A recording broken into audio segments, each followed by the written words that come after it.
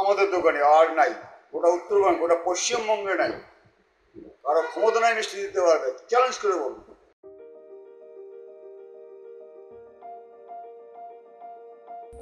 এটা মিষ্টি না, এ যেন এক টুকরো জাদু। রসে ডোবা নয়, এ গল্পটা আসলে আবেগে ডোবা। মান্না দে শিলিগুড়িতে এলে ফুলবাড়ির লালমোহন তাঁর পাতে দিতেই হতো। এখানে বসে খাওয়ার পাশাপাশি কয়েকবার মুম্বাইতেও নিয়ে গিয়েছেন ফুলবাড়ির এই লালমোহন। এই মিষ্টির সুখ্যাতি দেশে বিদেশে বিভিন্ন প্রান্তে ছড়িয়ে পড়েছে। 1972 সালের পর থেকে বিভিন্ন সময়ে লতা মঙ্গেশকর, উত্তম কুমার, মান্না দে, হেমন্ত মুখোপাধ্যায়, দ্বিজেন মুখোপাধ্যায়, ঊষা উত্থুপ, বাপি লাহিড়ীর মতো আরও অনেক বিশিষ্ট ব্যক্তি ফুলবাড়ির এই সাধারণ মিষ্টির দোকানে বসেই লালমোহন খেয়েছেন, সঙ্গে করে নিয়েও গিয়েছেন। ফুলবাড়িতে ভারত বাংলাদেশ সীমান্ত পথে যাত্রী চলাচল শুরু হওয়ার পর এখন বাংলাদেশ থেকে আসা মানুষরাও এই পথ দিয়ে দেশে ফেরার সময় লালমোহন নিয়ে তবে ফেরেন। জলপাইগুড়ি যাওয়ার পথে শিলিগুড়ি শহরের ঠিক পাশেই ফুলবাড়ি। ফুলবাড়িতে রাস্তার ধারে আজও আছে সেই লালমোহনের বিখ্যাত দোকানটি।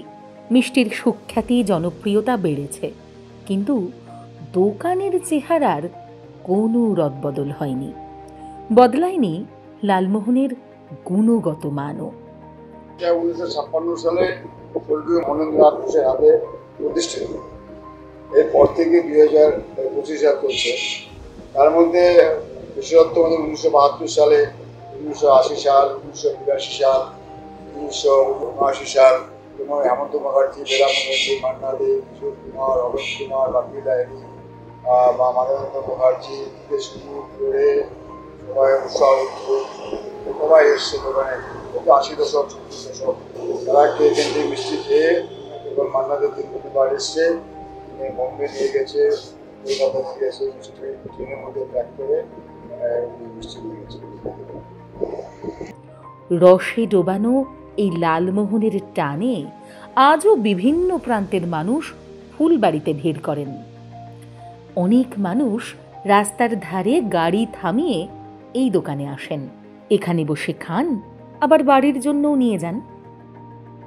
এর পাশাপাশি বাজারে নানা ধরনের ভিন রাজ্যের রঙিন মিষ্টিও জনপ্রিয়তা অর্জন করেছে। এসবের জাঁতাকলে পড়ে লালমোহনের লড়াই কিন্তু কঠিন হওয়ার কথা ছিল। প্রতিযোগিতার কোনো এখানে অবকাশ নেই, চলছে।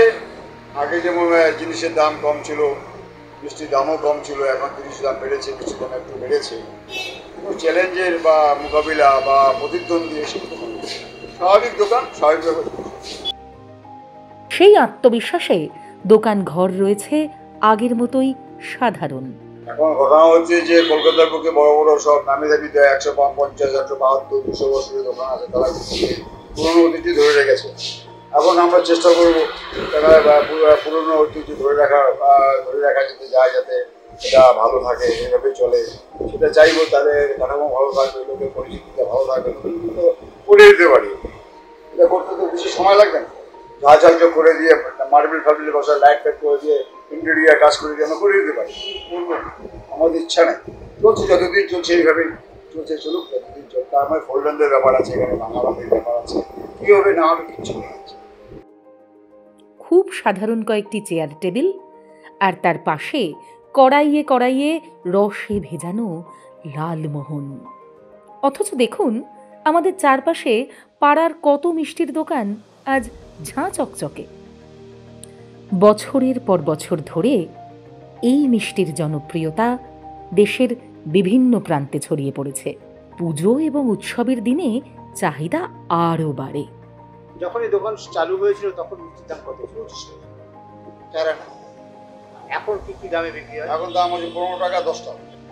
তাহলে ফুলবাড়ির সেই বিখ্যাত পান্তুয়া বা লালমোহন বলতে আপনাদের দোকানে? আমাদের দোকানে আর নাই, গোটা উত্তরবঙ্গ, গোটা পশ্চিমবঙ্গে নাই। কারো ক্ষমতা নাই মিষ্টি দিতে পারবে, চ্যালেঞ্জ করে বলুন। আচ্ছা, আপনি কবে প্রথম লালমোহন খেয়েছিলেন? কি বললেন?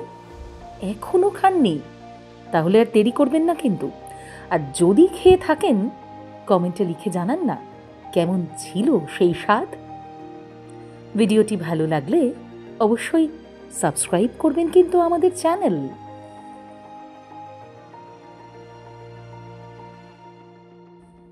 ফলো করুন বর্তমান। চোখ রাখুন আমাদের ফেসবুক, ইনস্টাগ্রাম, এক্স ও ইউটিউব চ্যানেলে।